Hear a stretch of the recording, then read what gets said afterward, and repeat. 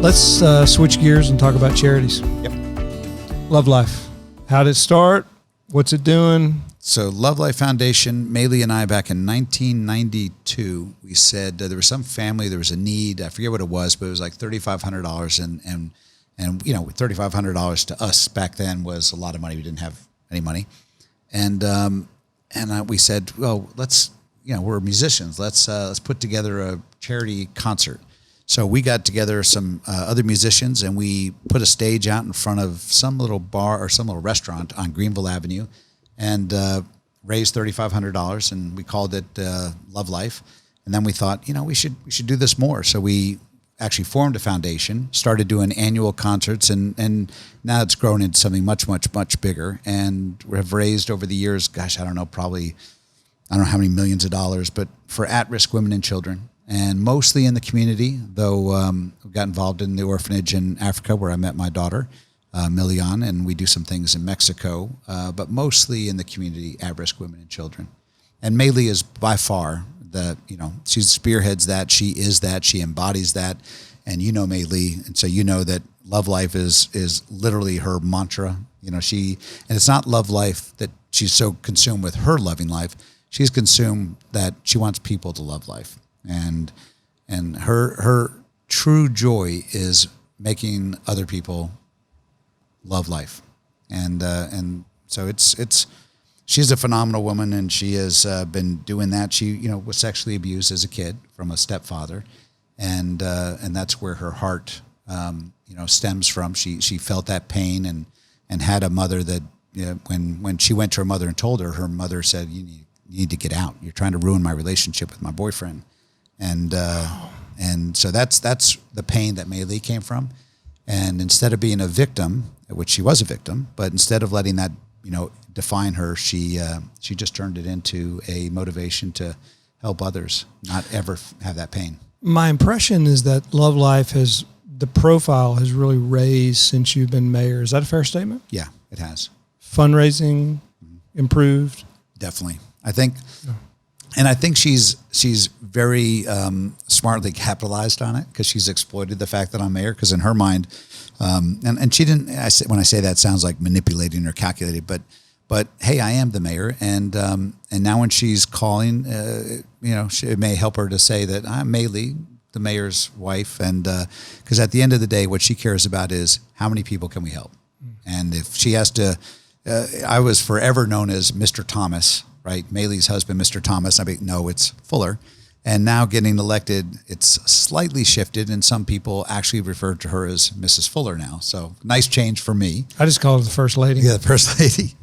But it's being mayor has probably helped a little bit. And I don't say that with any shame or anything. If it makes people donate more money and give more time and resources for at-risk women and children, then so be it. Plug the website. lovelifefoundation.com. Well, one thing I wanted to say is thank you, because at least a couple of years. So let me back up.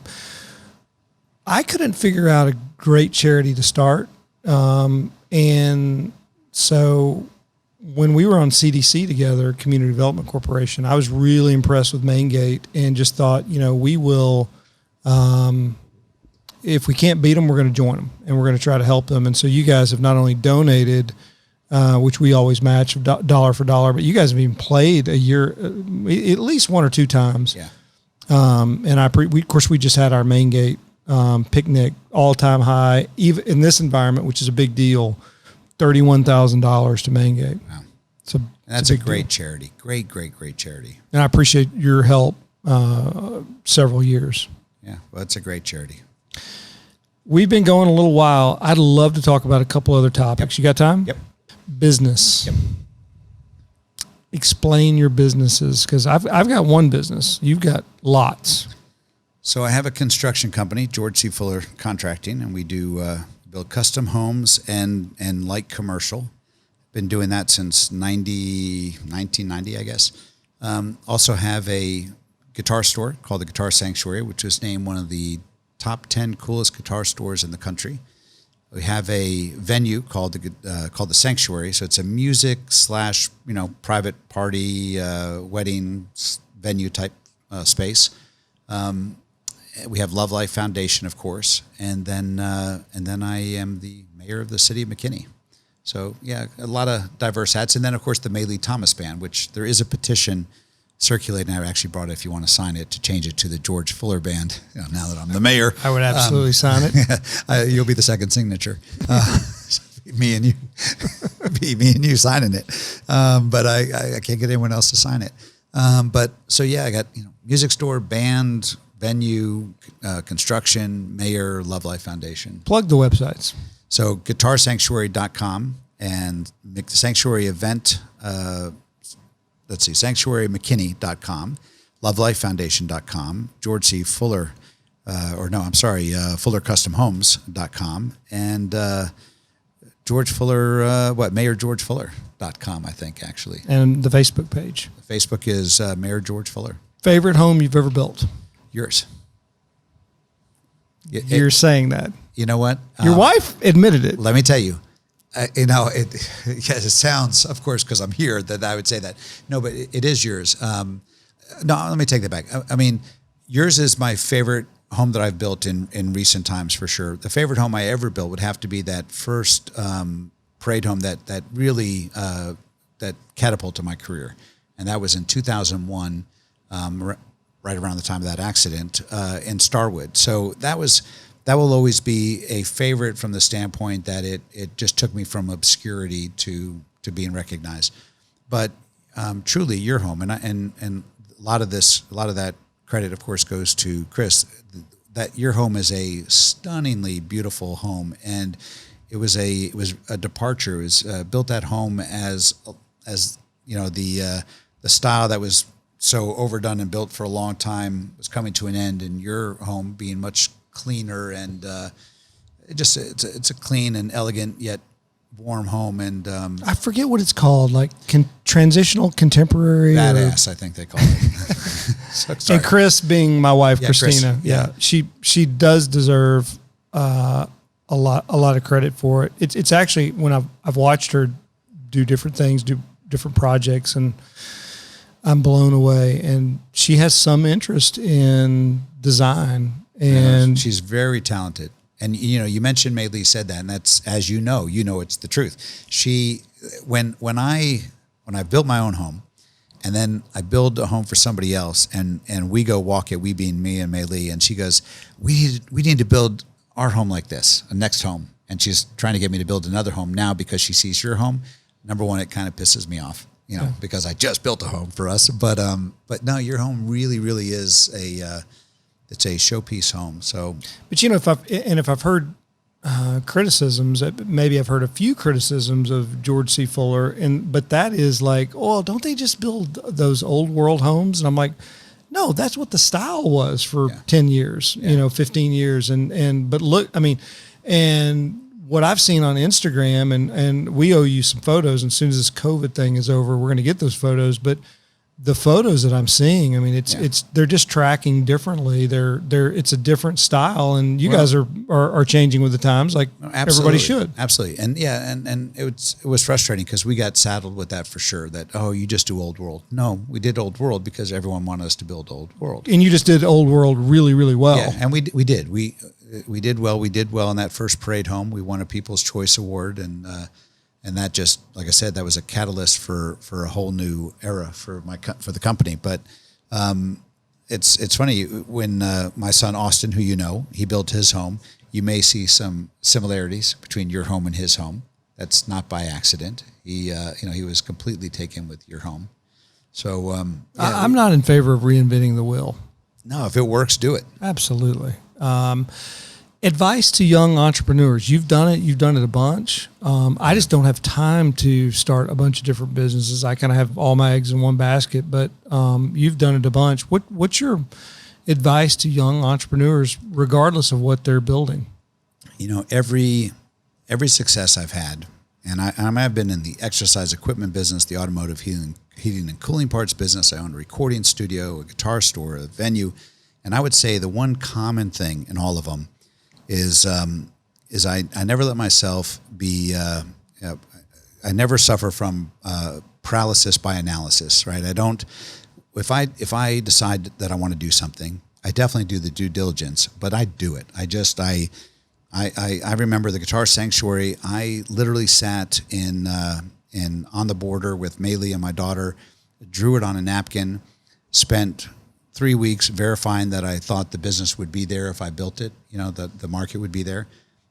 Dove in deep and hard, fast, and then 8 months later, we were moving into the building. And I did that with, every company I have literally started with me I'm making the decision, you got to do the homework, of course, but, and I have friends that want to start things and we talk about it, and it's 30 years and we're still talking about it. But I just, when you know when you have something you want to do and you've done enough due diligence to prove it up, you got to just jump in and do it. And so I've jumped in and I don't know that it's the best advice, but I work out everything I need to work out, all the big items, and then there's just a little bit of it I figure I'm gonna figure it out as I go. But if I wait till I have everything figured out, the opportunity will pass me by. And generally, in all the businesses I've had, there's been a window of opportunity, whether it's the guitar store when the economy had crashed, Guitar Center, which is a huge chain who had a strong stranglehold on every supplier, every vendor, all of a sudden were not as strong as they were. And I knew I had a very, very short window. And if I opened a store, I would have a chance of getting these different brands that otherwise I never would get, because Guitar Center would say, you open them, we will drop you. So I'd move quick, and I've always done that. I do the work and then dive in and figure out the detail as I go. It sounds like basically what you're saying is don't be afraid to swing the bat. Yeah, literally. Mine would be processes. Yeah. You got to swing the bat, but to be able to grow, to be able to be efficient, you have to have the right processes. And that's something that we really spend a lot of time working on. I think we've had some success on it. I think there's still a ways to go, but do you think processes matter? Oh yeah, for sure. Processes and people, have the right people. And back to the guitar store. I remember opening the store. I knew if I could get open, like I said, short window of time, and I was correct on that. We had a short window. We got in just in the nick of time. And then I realized, okay, well, I didn't realize, I knew all along, I had to have the right guy. And people around me said, oh, can't afford the guy. Can't afford that guy that you're talking about. And my attitude has always been, you can't afford to not have the right person. And that goes to processes too, right? You gotta invest in those things, or there's no way to grow, not in any way that you can manage and capitalize on the growth. If you're just willy-nilly and, you gotta have to have that focus for sure. So have the courage to do it. Make sure you set the processes in place, have the right people, and you do that, chances are you're going to succeed. One thing I've always noticed about you, whether it's home building, the sanctuary, whatever the case may be, you retain people. They don't leave you. What's the key to that? Look at me. Come on. I'm beautiful. Okay, so I'm ugly.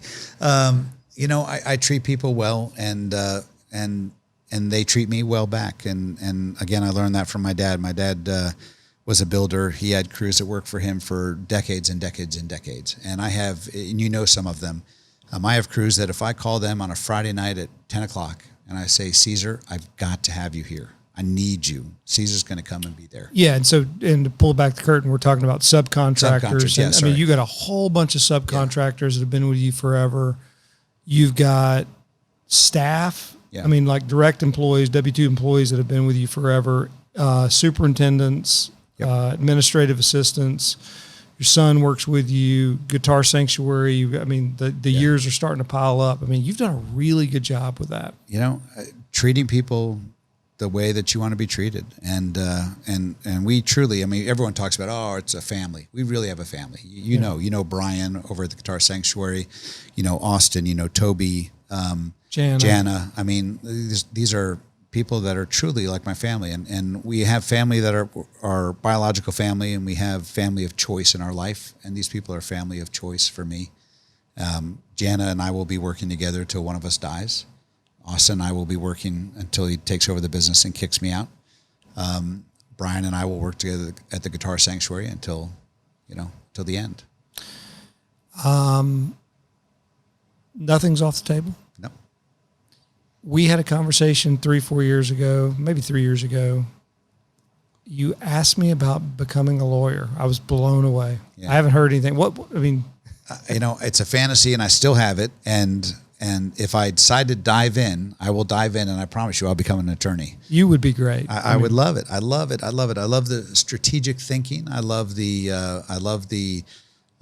tactical aspect of it. I would want to be a trial lawyer, or I want to be in the fray. I'm not a contract. I wouldn't want to be a contract lawyer. Oh, I want to couldn't be. imagine. I want what you do, and where you putting a case together and having to strategically think, and that's the stuff I love. So, matter of fact, it's funny you say that. And Maylee and I talked about it again just the other night because I had a conversation that brought it up, and she supports it 100% and thinks I should, and I very well may surprise you and be coming to your tour with a resume which will have nothing on it, but it will have my degree, and come looking for a job. That would be incredible. All right, last topic I have, if you have time. Yep. Life. Yes, it's hard. Well, I want to start with the hardest. Yeah. Regrets. Oh, regrets. Probably. I love music, and if I could start all over, I would.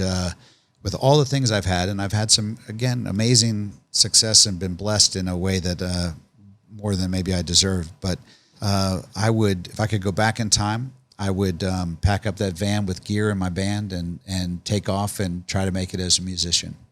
And well, you did make it as a musician. Well, but I mean, live that life and really, really be that. And of course, as you know, as family men, knowing what I know now and the family we have, of course, we wouldn't trade that. But erase all that. If I was starting over and I didn't have that to contrast, I would really go into music full time. I mean, I love it.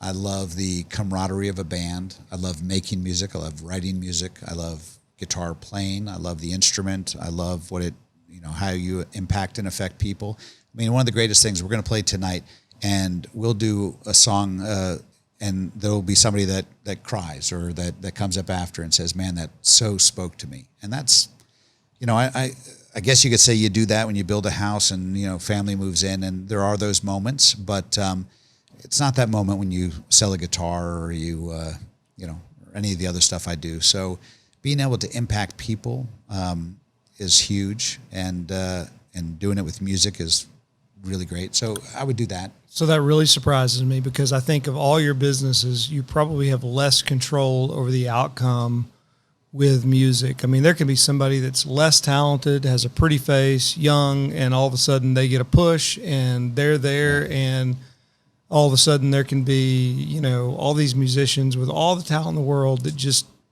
never, make it on the grandest scale, which I think is what you're talking about. So it surprises me a little bit. Well, and I'm married to Maylee, and Maylee is a tremendously talented singer. And at our age, we're not going to go out and be some touring act. But when I first met Maylee, Maylee was 28, 29 years old. And if I could go back in time, she had the talent, has the talent, that where I would, if I had given up everything and given up all the security, given up all the stuff I had, the recording studio and all the businesses, and went on the road, there's probably a strong possibility that Maylee would have made it to that level. She's that talented. Wow. She's that passionate. And so I regret that. I actually struggle with that at times, that I feel like, I don't know that I feel like I cheated her, but I could have done a lot more to give her that opportunity. And, but we just made different choices at the time, and not just me, we both did. But yeah, you give me a redo, and I'm going to go out, and Maylee's going to be in that van, and we're going to travel across the country and play venues, and I'm going to try to make her the star that I think she is. That's interesting. I think it's the first time you surprised me today. I don't know that I've ever said that to her, but It's the truth. So she may see this. Hopefully she sees this. That's the truth. Priorities. Right now, make sure that when I leave this earth, that my kids are on the path. You know the feeling. Right? We got kids. Sure. We worry about them. Especially being a little bit older and Yeah. And so really my priority right now is make sure my wife and my kids are taken care of, and that when I say taken care of, I don't even mean just financially. I mean that, they're ready to face the world without the crutch of dad to call. It's my number one priority. Have your priorities changed? Yeah, I used to not give a damn about them, but that's not true. That's not true. But, I mean, that's obviously that's always been a priority. But when you're younger and you're, my priority was have the best guitar store, be the most successful builder, be mayor, achieve whatever I was trying to achieve. Now my priority is, it's great that I achieve those things and I enjoy them for sure. And I plan on being mayor, for example, for another term, assuming I get elected, but they're not near as important to me as the others. So I think if I run again for mayor, I am running again. If I lose that election, I'll certainly, not going to happen. Well, I'd beat myself up for a little bit, wondering what I did wrong, because I think it's mine to lose. Just because I've got we've done some good things in the city, but if I do, I'll immediately pivot and say, hey, more time to spend with my kids and family, and so be it. What's a personality flaw that you have to deal with? I'm probably, Mei Lee would tell you, and she's right, I'm impatient. And impatience on one hand has served me in that, I'm not going to, if I decide I want to open a guitar store, I'm going to design it and build it, and by God, I'm going to get a loan somehow, and I'm going to somehow get all the vendors, and I'm going to be impatient and not take no. And in that area, it works. But when I'm at home and I'm with my wife or my kids and I'm being impatient, it's not a good thing. But so if I could, what I need to work on to this day is being more patient.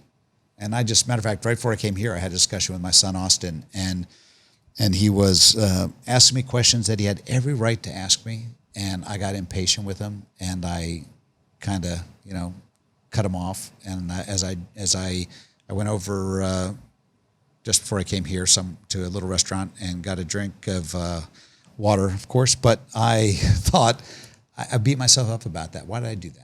Why did I lose my patience with my son? It was nothing terrible. I don't talk mean or anything, but I know that was my son trying to learn, and I missed that opportunity. And if I die right this second, I'll have died missing that opportunity. I don't want to miss those opportunities. Yeah. I need to be better than that.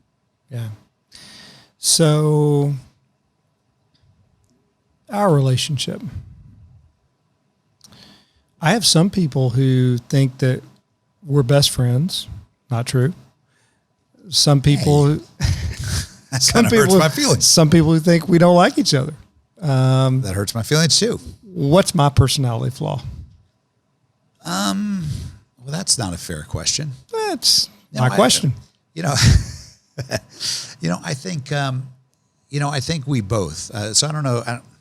I'll say it. I think that we both we're strong-headed, strong-willed, and we're both confident. And so where I think we both do, and I think we've both done it with each other, is if we get dug in a position or a thought, it's sometimes that can get singularly focused on that thought and maybe not open to the other. But I think I'll also say the flip side of that is I know that I feel strongly that you are the same way.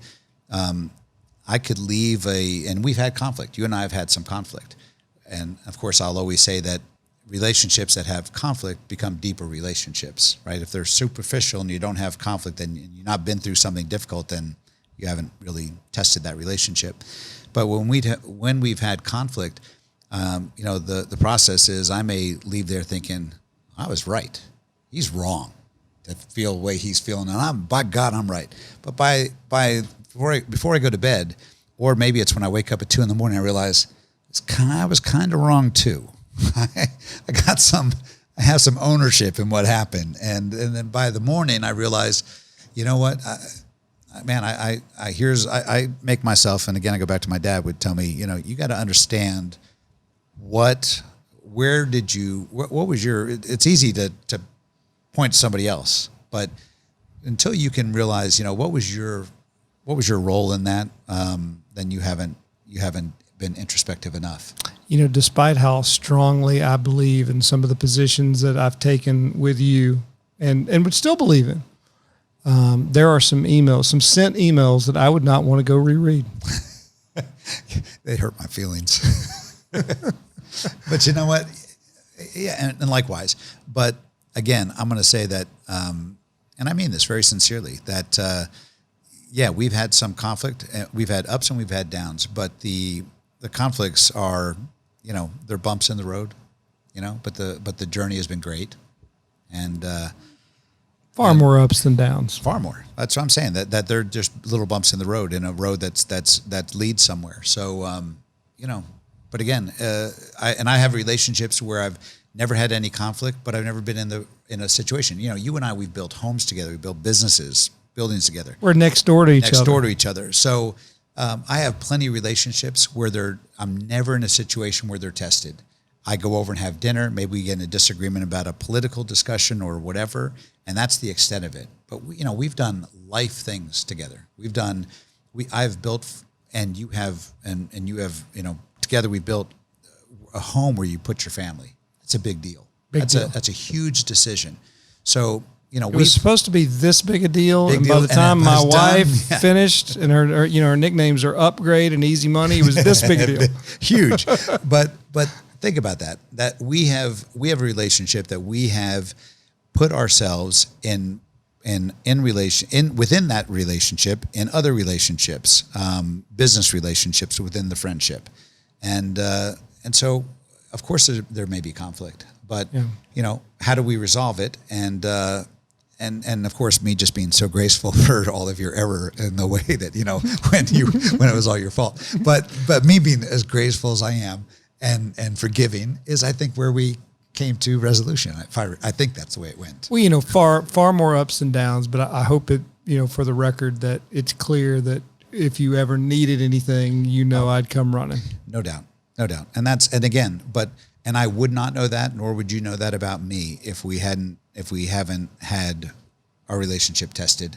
And had we had those tests, or when we've had it down, if the relationship ended, I would take my bat and ball and go home, and you go home, then no, that wasn't the relationship that either of us thought we had. Mm-hmm. So, no, I mean, we have done big life things together, and that's a lot different than those relationships where you play cards on Friday night every month. Anything else you want to get off your chest? Well, I had this bad sexual experience last night. That's back to the age. We're done with the aging talk. Okay. We omitted that on purpose. That's the one thing we met about. That's a line out of Liar, Liar. Fletcher, how you doing? I had a bad sexual experience last night. No, I appreciate you asking me to do this. I enjoyed it. Well, I hope it was different. I hope it was totally. And usually these days, I get on. I'm asked to interview or talk or have a dialogue or a coffee, and it's about the city and mayor and racial things going on, or economy or pandemics, and being able to talk about life. It's great. You're my brother, and I love you. Likewise, man. Virtual fist bump. Boom. Thank you.